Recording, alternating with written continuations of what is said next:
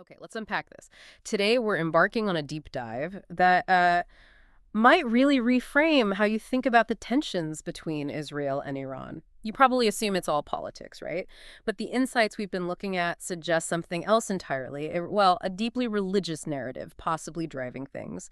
Our mission here is to explore this pretty fascinating and intense perspective that connects ancient prophecy to, today's headlines. It's really striking, isn't it, how one particular viewpoint can offer such a different lens on global events. Right. This isn't just about understanding the usual geopolitical dynamics. It's about seeing how these really deeply held beliefs, rooted in sacred texts, might actually be shaping the conflict as some see it. We'll be breaking down a specific interpretation, one that ties current events to some major biblical prophecies. It definitely challenges the conventional ways of looking at it. Okay, so here's where it gets really interesting. One of the most, let's say, compelling claims shared is that the core reason for the Israeli-Iran conflict isn't political, not at all.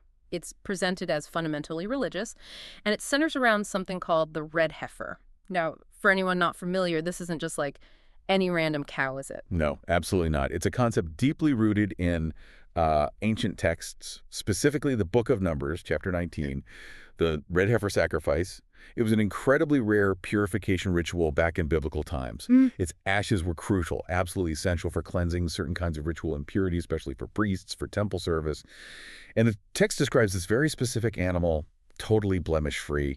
Finding one with that level of purity has been, well, basically impossible for over 2,000 years. New millennia, wow. Exactly. So this ritual just hasn't been performed. And yet, the account we're diving into points to this really remarkable discovery. 5 such animals reportedly found in Texas, of all places. Then the story goes, 1 developed a blemish, so that left 4. But here's the kicker, the part that really connects it to now.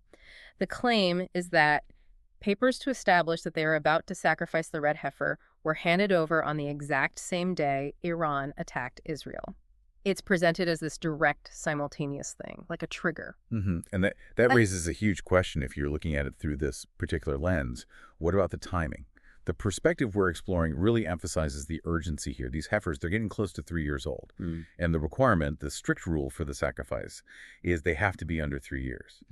So this suggests a very immediate, like a closing prophetic window. It makes the supposed sacrifice seem not just imminent, but from this viewpoint, almost certain within a very tight time frame. It's happening now, or very, very soon. Okay, so connect the dots for us. What does a rare ancient ritual involving a red heifer have to do with modern conflict between Israel and Iran? Well, according to this unique viewpoint, the sacrifice of the red heifer isn't just a ritual. It's seen as the essential first step, the prerequisite, for building the third temple.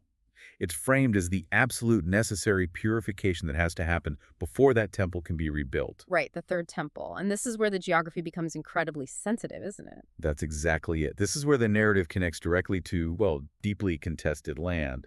And as this perspective frames it, really ignites the conflict. This viewpoint states pretty clearly that this third temple needs to be built on the exact same sacred spot as Solomon's temple and later Herod's temple. The problem, as it's described, is that this location, the Temple Mount for Jewish people, is precisely where the Muslim Al-Aqsa Mosque and the Dome of the Rock stand today. And this account is explicit. The whole war is to stop Israel from putting their temple there. It paints this religious goal as the root cause. And then there's this other really provocative claim that's made. It suggests that many Christians have actually sponsored this whole thing, even given the red heifers to the Jews. But the person presenting this information gives a strong warning, saying it's problematic because, in their words, they don't know what the third temple will be. It sounds like a caution against unintended consequences. Yes, and that's a fascinating and really crucial nuance within this specific interpretation. According to this perspective, if this third temple is built on the Temple Mount, on the Dome of the Rock site, it's not the true prophetic temple many expect. Instead, they argue it would be a false temple at a fake location. Yeah. And this quote-unquote false temple, they suggest, is actually being prepared for the coming of the Antichrist, someone who will pretend to be the Messiah. So it completely flips the script on many traditional end times beliefs. It's a stark warning that actions, even well-intentioned ones aimed at fulfilling prophecy, could, from this view, lead somewhere very different, very deceptive. Wow, okay. That's a lot to take in. A 2,000-year-old prophecy, a modern discovery in Texas, and a direct link claimed to today's conflict, all wrapped in this religious framework. So if the red heifer is the signal and the temple construction is the flashpoint, Mhm. how does this perspective identify the international players involved? It points towards the book of Ezekiel, right? Let's shift gears to that. Exactly. The information we're looking at goes deep into Ezekiel chapter 38. Yeah. And it interprets that ancient prophecy as like direct commentary on today's geopolitical map and alliances. It's very specific. This interpretation identifies Gog, the land of Magog from Ezekiel 38, verse 2, as Russia. It even specifically names Putin. Mhm. And it continues identifying Persia as Iran, Ethiopia as Sudan, and Libya as well, Libya. The ancient names are just mapped directly onto modern nations. And there's another one, isn't there? Gomer and all his bands, the house of Togarmah of the North Quarters, from So, verse 6. mhm. That's interpreted as Turkey. And the perspective makes a point of noting that these are all Muslim countries forming this specific coalition mentioned in Ezekiel. Okay, so Russia, Iran, Sudan, Libya, Turkey, all lining up according to this reading of Ezekiel 38. Yes, and what's presented as particularly compelling within this view is the stated reason for Russia leading this coalition. The account describes Russia as being against Ukraine, and it specifically points out that the Ukraine leader is Jewish.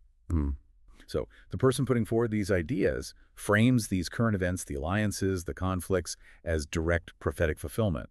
For them, it's not history, it's not theory, it's happening now. It's unfolding right in front of us, connecting modern leaders and tensions to this ancient text. So bringing it all together, what does this mean? If we follow this unique perspective, it argues that what looks like a political conflict, something you'd expect diplomats to handle, is actually at its very core a religious war, one that, quote, cannot be solved diplomatically. That's a heavy statement. It suggests human efforts are almost futile against a divine plan. It does. The viewpoint essentially lays out a sequence. The red heifer is the sign, the catalyst, that enables the third temple. The temple itself, or the attempt to build it, becomes the flashpoint for conflict. And then these specific nations identified in Ezekiel 38, led by Russia and including Iran, are seen as being drawn into this major conflict precisely because of these unfolding prophetic events. It paints this very precise, almost predetermined spiritual drama. There's also that interesting tension mentioned, isn't there? Well, the perspective strongly supports Israel, calling them the chosen people of God. It also includes the comment that Israel do not like Christians and that maybe you'd find more love from Muslims. That's quite a statement. What do you make of that? It's a striking detail, absolutely. It suggests that for adherents of this view, the support for Israel isn't necessarily based on, warm feelings or political agreement.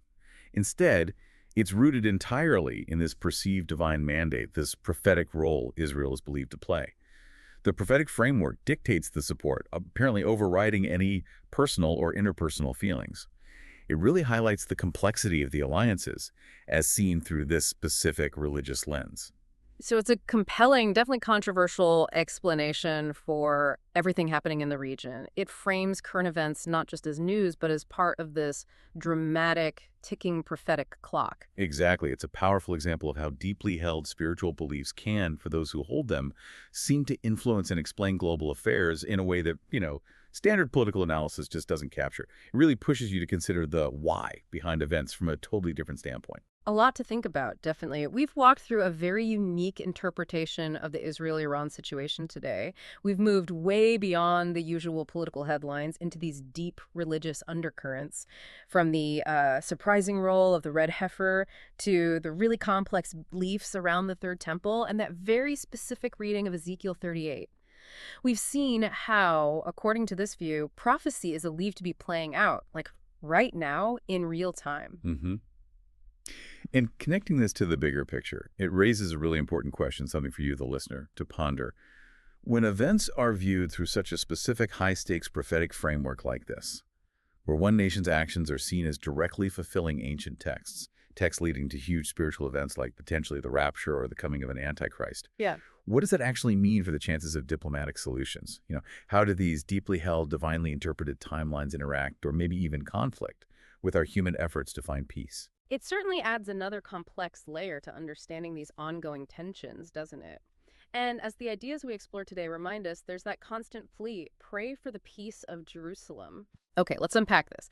Today we're embarking